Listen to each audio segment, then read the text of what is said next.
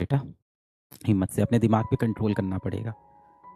दिमाग बार बार भागेगा, आपका मन बार बार आपको छोड़ के भागेगा, आपको उसको पकड़ के वापस लाना पड़ेगा।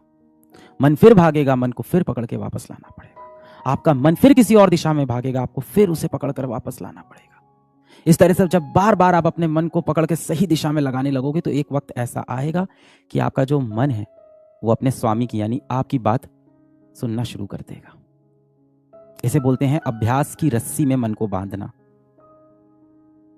प्रैक्टिस की रस्सी, अभ्यास की रस्सी बार बार करना पड़ेगा, यही सोल्यूशन है। गिव अप नहीं करना है। कई बार ना आप गिव अप कर देते हो, नहीं हो रहा है, नहीं हो पाएगा, कर ही नहीं पाएंगे, नहीं हो सकता है, मैं तो डिस्ट्रैक्ट हो जाता हूं। फिर आता है पैनिक, आप पैनिक कर जाते हो, आप परेशान हो जाते हो, आप घबरा जाते हो। और घबरा के भी बच्चा बात किससे बोले? माँ बाप से जाके बोलो कि पापा ऐसा हो गया है, मैं टेस्ट नहीं दे पा रहा हूँ, मैं पढ़ नहीं पा रहा हूँ। कहें क्यों नहीं पढ़ते हो, पढ़ाई करो भाई। हैं, तुमको सब दिला दिया हमने, तुम जो कहा था, अच्छे स्कूल में एडमिशन कराया, अच्छी किताबें जो बोलते हो किताबें दिला देते हैं, तुमने बोला कोचिंग कराओ, कोचिंग करा दिया, अब क्यों नहीं हो पा रहा है? सब मोबाइल की दिक्कत है, मोबाइल छोड़ो, सुबह समय पर उठा करो, सब सही हो जाएगा। यही बोलते हैं ना वो आपसे। अभ्यास की रस्सी में आपको अपने मन को बांधना पड़ेगा, प्रैक्टिस की रस्सी में टाइटली बांधना पड़ेगा। कैसे होगा सर ये? 1 दिन में होगा, 2 दिन में होगा, 3 दिन में होगा, 6 महीने में होगा, समय लगेगा। ये मन तो है ही शैतान। इस दुनिया में आपका सबसे बड़ा जो शत्रु है वो आपका मन है। बोला जाता है the mind is your best friend and your biggest enemy. सबसे बड़ा दुश्मन। अपने मन को आपको अपना गुलाम बनाना है, आपको अपने मन का गुलाम नहीं बनना है।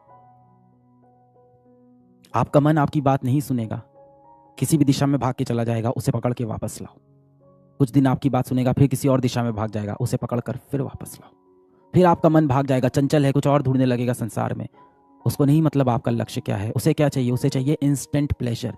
तुरंत कहाँ सुख मिल रहा है, अभी मुझे कौन सा वीडियो देख के सुख मिल जाएगा, मैं कौन सा एक वीडियो देख लूँ, शॉर्ट देख लूँ जिसमें कुछ हंसी मजाक हो, जिसके अंदर कुछ कोई मीम हो, कोई जोक हो, कोई सेटिस्फाइंग चीज़ हो जिसे देख के खुशी मिल जाए। वो भागेगा इधर उधर।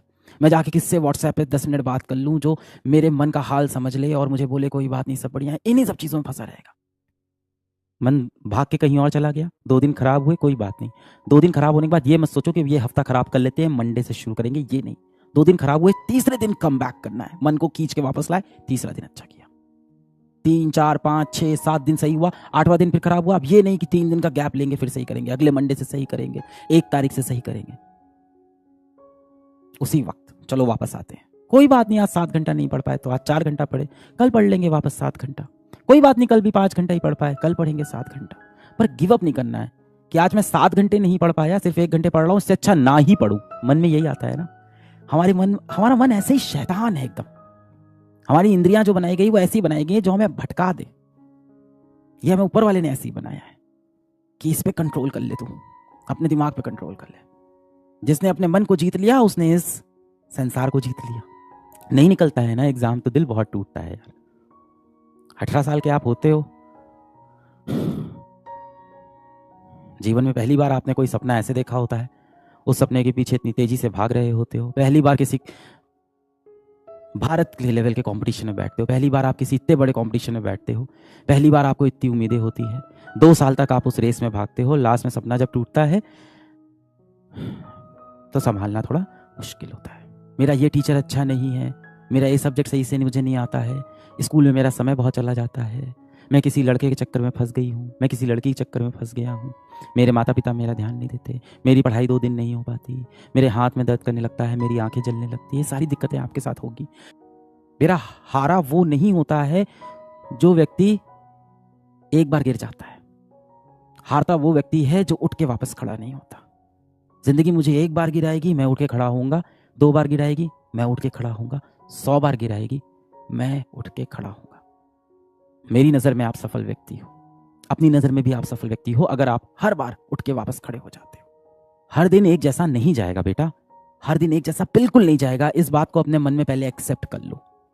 एक बार रस्सी हाथ से छूटती है ना, वापस पकड़ने में बहुत डर लगता है कि कैसे पकड़े कैसे पकड़े।